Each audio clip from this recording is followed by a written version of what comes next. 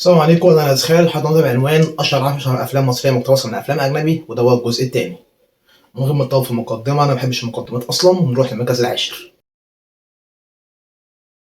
فيلم صنع في مصر نزل في 2014 مسروق من فيلم تيت اللي نزل في 2012. ونروح للمركز التاسع.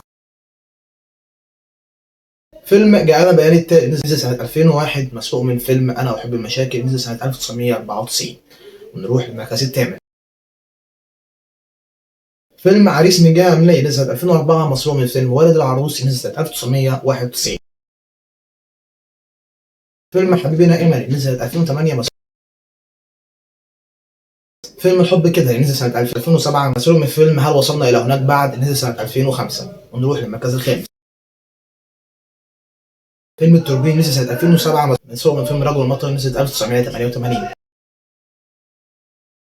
فيلم جوازة ميري نزل سنة 2014 مسروق من فيلم هذا معناه حرب نزل سنة 2012. نروح للمركز الثالث. فيلم اسف على الازعاج نزل سنه 2008 مسروق من فيلم عقل جميل نزل سنه 2001. ونروح للمركز الثاني.